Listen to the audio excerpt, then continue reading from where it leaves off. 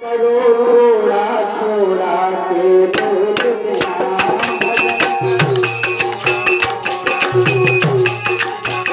भजन करो थोड़ा थोड़ा के भजन करो थोड़ा थोड़ा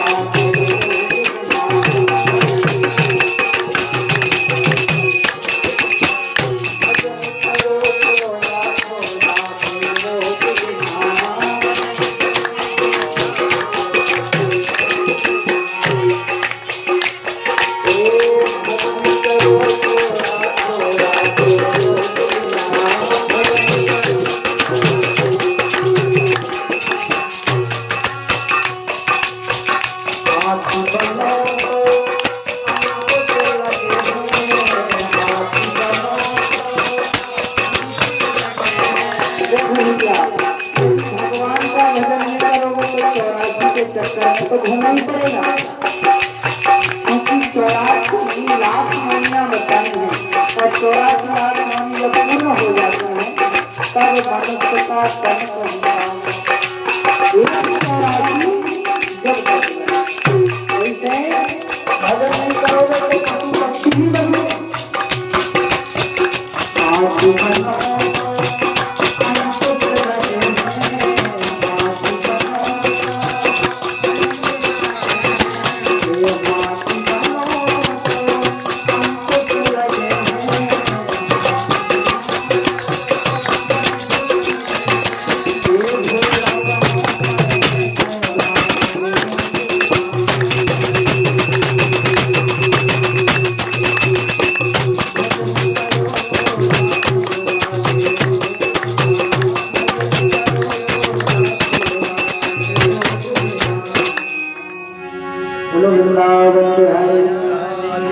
भजन जरूर करना है। केवल कथा सुनना बड़ा नहीं है, यहाँ से सुन लिया और यहीं हलाते चले जाओगे। कथा सुन के यदि जीवन में उतार लोगे, ऐसी तो 1000 सत्यनारायण की कथा सुन लोगे, कुछ नहीं होने वाला। इसलिए यदि कथा सुनते हो तो जीवन में तो उतारना चाहिए। बोलो वृंदावन बिहारी लाल की जय। अब महाराज साधु वैसे आया और सारे धन को नाव में रख दिया, और जैसी नाव में रखा तो भगवान ने सोचा कि चलो इसकी परीक्षा तो ली जाए। इसके मन में अभी भी पूजा करने का भाव है कि नहीं है। तो महाराज ये गया और भगवान ने दांडी संत का स्वरूप बनाया, और संत का स्वरूप बनाकर साधु वैश्य से जाके आदर के साथ पूछने लगे, बोले रे साधु तेरी नाव में क्या है?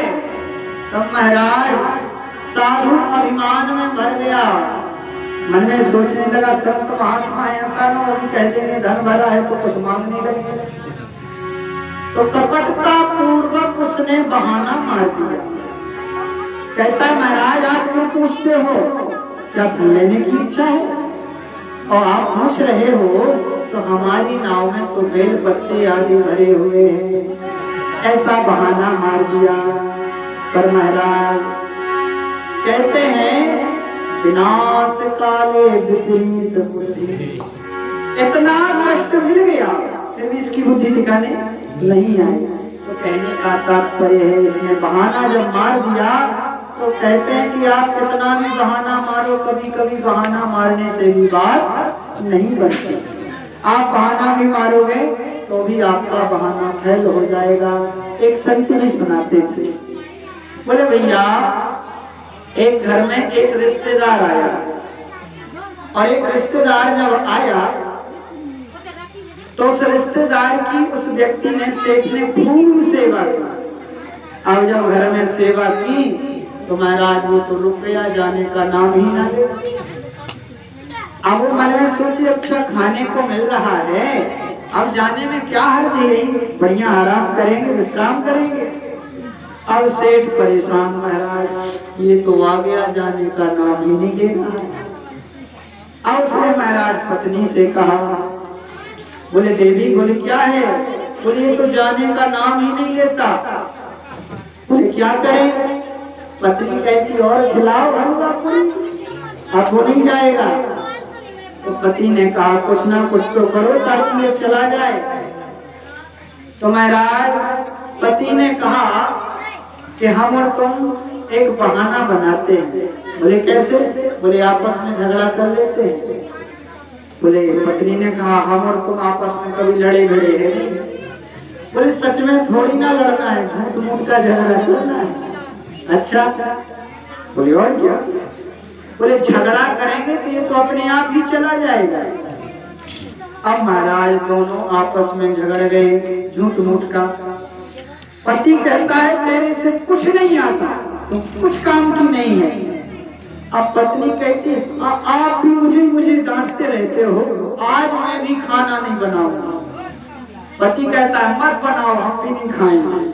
अब महाराज अब बाहर जो रिश्तेदार बैठा तो वो कहता है कि जब आज नहीं खाने मिलते तो हमें कहाँ से मिले? पूरे झोरा उठाओ और घर से बाहर निकल गो महाराज। अब पत्नी रोबे को भिड़ी, पति मांगा बोले मोम जाओ, हमने कौन साँचों के ना मोम जाओ। तो पत्नी क्या हम कौन साँचों के रो रहे, हम तो मुसई के रो रहे। इतने में वो थैला लेके रिश्तेदार बाहर से आओ, बोले हम कौन साँचों के गए थे, हम भी तो मुसई के गए थे। कहने का मतलब यह है बहाने माने से भी बहाना नहीं बनता है। आज साधु वैश्य ने कहा कि मेरी नाव में बेल पत्ते आदि करे हुए हैं। इसने अपनी दुष्टता फिर से प्रकट कर दी महाराज और कहते हैं सुप्रति न छोड़े सुकृति निचाई न छोड़े नीच, और उड़त सिखावत कह गए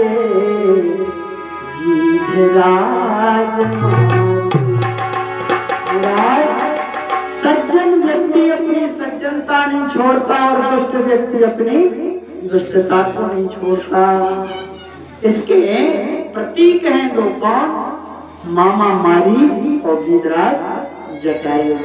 मरते दम तक महाराज गीधराज जटायु ने सीता मैया की रक्षा की, सुकृत कर्मों को किया और अपने प्राणों को छोड़ दिया।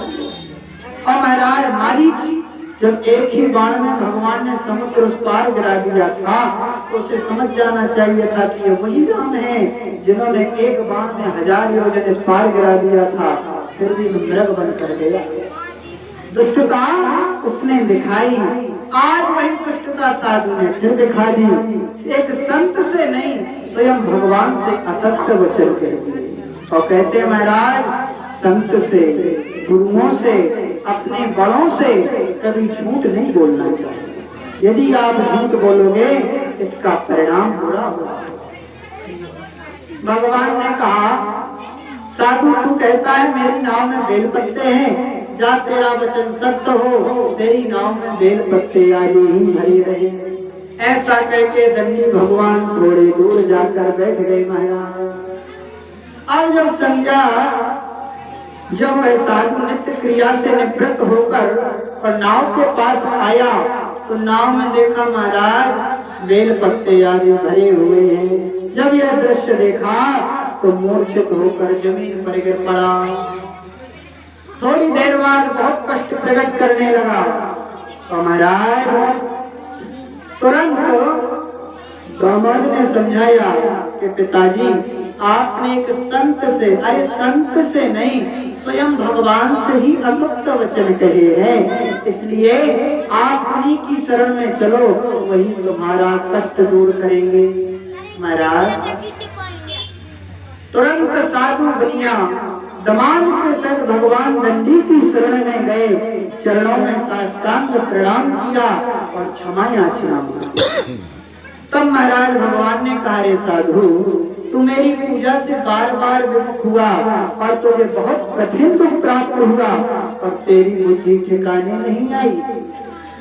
महाराज साधु कहता है प्रभु आपकी लीला से 4 मुख वाले ब्रह्मा जी भ्रमित हो गए, तब मैं तो साधारण सा मनुष्य हूँ, आपकी लीला को नहीं जान पाया और महाराज मेरे से जो अपराध बन गया है उसे क्षमा करो। और पहले के समान नौका में धन भर गए।